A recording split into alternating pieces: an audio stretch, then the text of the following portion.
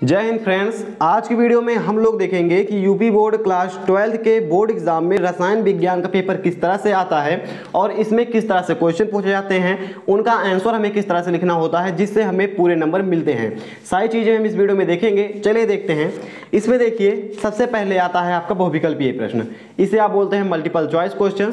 तो इसमें देखिए कई सारे क्वेश्चन आपसे पूछे जाते हैं, लगभग 6 आते हैं क्वेश्चन, और जिनमें आपको सही क्वेश्चन का आंसर देना होता है। जैसे षटकोणीय आद्य क्रिस्टल का उदाहरण है तो NaCl है। तो ऐसे देखिए कई सारे क्वेश्चन पूछे गए हैं। इसमें परासरण दाब इसका आंसर हो जाएगा। तो इसमें लगभग 5 से 6 क्वेश्चन आते हैं। ये पर अंगा हो गया और इधर छठवां क्वेश्चन हो गया आपका ये 6 क्वेश्चन 1 नंबर के आते हैं। इनका आंसर आपको मतलब कि देना होता है।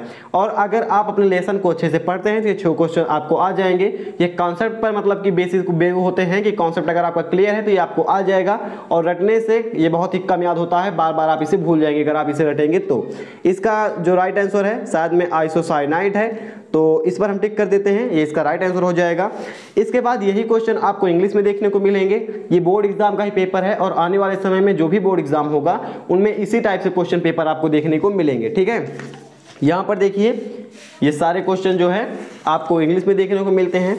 कई सारे लोग सोचते हैं कि जो पेपर है वो हमें वाइट पेपर पर देखने को मिलता है, लेकिन ऐसा नहीं है। जो क्लास 12th का बोर्ड एग्जाम है उसमें आपको ये मतलब कि येलो पेपर मिलता है, और जो 10th का बोर्ड एग्जाम है उसमें आपको व्हाइट पेपर देखने को मिलता है। दूसरा में आपको क्या देंगे, ये अति लघु उत्तरीय प्रश्न यानी very short answer type question. इसमें देखिए जैसे कि ठोस में बिंदु दोष के प्रकार क्या होते हैं, उदाहरण सहित लिखिए। तो इसमें देखिए इसका आंसर आपको 4 लाइन में लगभग लिखना था। जैसे कि आपको लिखना था कि ठोस में बिंदु दोष इतने प्रकार के होते हैं, तो एक आपको दोष का नाम, उसकी परिभाषा और उसका एक उदाहरण। ठीक है, समझ रहे हैं ना। जैसे कि शॉर्ट की दोष है, शॉर्ट की दोष की आपको परिभाषा लिखनी थी और फिर शॉर्ट की दोष का उदाहरण लिखना था। AGBR होगा, क्या होगा वो आपको लिखना था। उसके बाद फ्रैंकल दोष लिखना था और उसकी परिभाषा, उसका उदाहरण आपको लिखना था। ठीक है, इस तरह से अगर आपने लिखा होगा तो आपको 2 नंबर मिल जाएंगे। फिलहाल आने वाले पेपर में इस तरह से आपको लिखना है। और देखिए दूसरे का क्या है, परासरण तथा विसरण में उदाहरण सहित अंतर बताइए। तो इसमें देखिए सबसे पहले आपको परासरण की परिभाषा और विसरण की परिभाषा, ऐसे बीच में आपको लाइन खींचनी थी। इधर परासरण की परिभाषा, इधर विसरण की परिभाषा। उसके बाद इधर आपको लिखना था किस विलयन में परासरण होता है, किस विलयन में क्या कहते हैं विसरण होता है। उसके बाद कहाँ पर परासरण नहीं हो सकता, कहाँ पर परासरण हो सकता है। उसके बाद परासरण का उदाहरण और विसरण का उदाहरण। 4 चीजें आपको लिखनी थी। अगर आपने 4 लिख ली इस मतलब कि अंतर में, तो आपको 2 नंबर इसमें आसानी से मिल जाएंगे। उसके बाद देखिए विशिष्ट एवं मोलर चालकता में अंतर। जैसे आपने इसकी पहले परिभाषा लिखनी थी, फिर विशिष्ट चालकता होती क्या है एक सरल भाषा में लिखना था। उसके बाद इसका सूत्र आप लिख सकते थे, उसके बाद इसके एक उदाहरण लिख सकते थे। 4 इसमें भी हो गए, 2 नंबर आपको मिल जाते हैं इसमें। द्रव स्नेही तथा द्रव विरोधी कोलाइड किसे कहते हैं, प्रत्येक का एक उदाहरण समझाइए। ठीक है, तो द्रव स्नेही और विरोधी में आपको 4 इसमें भी लिखना था। अगर आपने 4 लिखा होगा तो आपको 2 नंबर इसमें मिल जाएंगे। उसके बाद देखिए तीसरे का देखते हैं, और ये है आपका एक न्यूमेरिकल क्वेश्चन। 58.1 ग्राम NaCl में इकाई सेलों की संख्या ज्ञात करनी थी। पहले लेसन से ही आपका आया था। तो 1 से लेकर लगभग 5 लेसन तक आपको न्यूमेरिकल पूछे जाते हैं। उसके बाद न्यूमेरिकल नहीं आते हैं, तो उन्हीं पर आप फोकस कीजिएगा जो आपको न्यूमेरिकल मतलब कि 1 से 5 तक दिए गए हैं। निम्नलिखित उपसार संयोजन यौगिक में IUPAC नाम बताना था, 2 है, और ये उपसार संयोजक यौगिक से ही आता है। और जो कार्बन की श्रृंखला होती है उसमें से कभी लगभग नहीं पूछा जाता है। तो ये CH2 CH3 वाला मतलब कि नहीं याद करेंगे तब भी आपका काम चल जाएगा।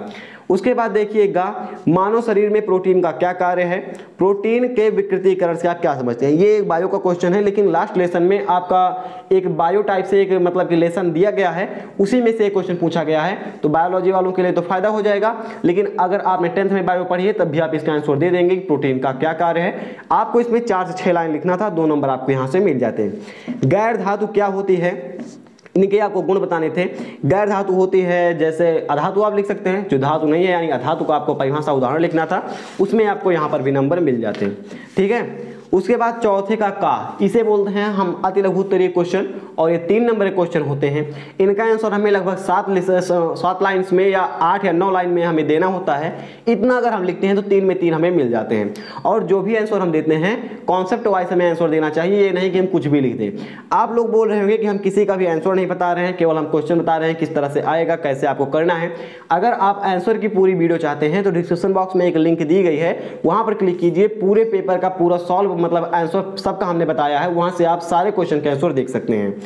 देखिए चौथे का क्या है, निम्नलिखित सेल में 298 केल्विन पर नैनर समीकरण लिखना था। ठीक है, ईएमएफ की गणना आपको करनी थी। फिर देखिए टिंडल प्रभाव, विद्युत संचलन, ये तो आसान है, इस पर आपको टिप्पणी लिखना था। तो इसमें दोनों में आपको लगभग 2-2 या 3-3 मतलब लाइन लिखना था, जिससे आपको यहाँ पर भी 3 नंबर पूरे मिल जाएं।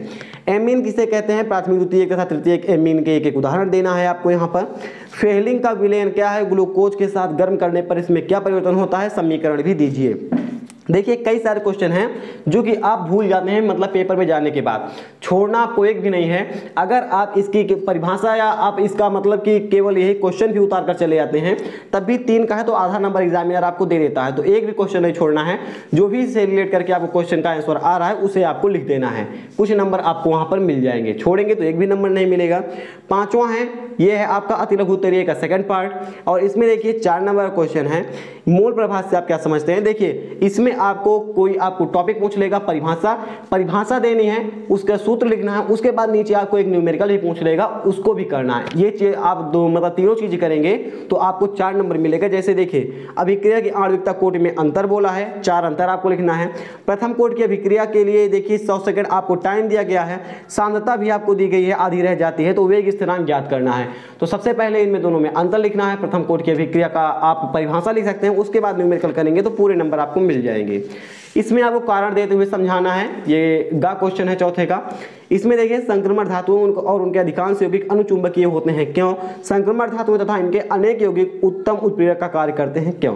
ये दोनों मिलाकर 4 नंबर है। दोनों का आंसर आपको लगभग 4-4 लाइन में लिखना था, जिससे आपको पूरे नंबर मिल जाते। अगला देखते हैं हम, ये आपको इसमें लिगेंड और संयोजकता आबंध बताना है। दोनों आपको करना था 4-4 मतलब लाइन में, या आप ऐसे लिख सकते हैं लिगेंड की परिभाषा, फिर एक उदाहरण लिख सकते हैं, संयोजकता आबंध का आप परिभाषा लिख सकते हैं, एक उदाहरण लिख सकते हैं, तो इससे आपको पूरे नंबर इसमें मिल जाते हैं। छठा क्वेश्चन जिसे आप दीर्घ उत्तरीय क्वेश्चन बोलते हैं, 5-5 नंबर का है। इसमें आपको एक कोई चीज बनाने के लिए आएगा, डेकन से क्लोरीन का निर्माण कर लीजिए, अमोनिया का निर्माण कर लीजिए, HCl का निर्माण कर लीजिए, या क्या कहते हैं एक्वारेजिया का निर्माण कर लीजिए। तो कोई चीज आपको यहाँ पर दे देता है बनाने के लिए, उसको आपको बनाना होता है। ये एकदम आसान चीज आता है। और नीचे अगर आप आएंगे तो ये भी आसान है, लेकिन इसकी मतलब की तुलना में ये आपको कठिन देखने को मिलता है। तो आपको मतलब बनाने की आपको परिभाषा याद है, कैसे बनाना है, चित्र वगैरह याद है तो आप बना सकते हैं। उसके बाद देखिए ये क्या है, यहाँ पर खा वाला क्वेश्चन में मोनोहाइड्रिक अल्कोहल क्या है, क्वथनांक इसका उच्च क्यों होता है, अल्कोहलों के विरचन की कोई 2 विधियां लिखिए। या फिर अथवा में देखिए 3-4 क्वेश्चन पूछा है, 5 क्वेश्चन। तो अगर आप अथवा पर ना बल डालें, अगर आप ये ऊपर वाला कर लें, और अगर आप ऊपर वाला अच्छे से आ रहा है तो अथवा वाला मत कीजिए करिए, क्योंकि अथवा वाला बहुत ही लंबा पड़ जाता है। फिलहाल देखिए ये कुछ क्वेश्चन और बचे हैं, और ये सारे क्वेश्चन को आप देख लीजिएगा। यहाँ पर देखेंगे आप तो इसमें भी क्या कहते हैं, प्रयोगशाला में फॉर्मेल्डिहाइड बनाने की विधि दी गई है। बनाने से लगभग आपको 2 या 3 क्वेश्चन इसमें पूछे गए हैं, तो उसको आप याद कर लीजिएगा। लगभग 15 नंबर क्वेश्चन आता है। फिलहाल इस वीडियो में इतना ही था, यहीं पर आपका पेपर समाप्त होता है। ये सब इंग्लिश में दिया हुआ है। कैसी लगी वीडियो आपको, आप हमें कमेंट करके जरूर बताइएगा। और इस पेपर का आप पूरा सॉल्यूशन देखना चाहते हैं, डिस्क्रिप्शन बॉक्स में एक बार विजिट कीजिएगा, वहां पर लिंक आपको मिल जाएगी, वहां से आप सब कुछ देख सकते हैं। फिलहाल हम मिलेंगे ऐसे किसी नेक्स्ट वीडियो में। जय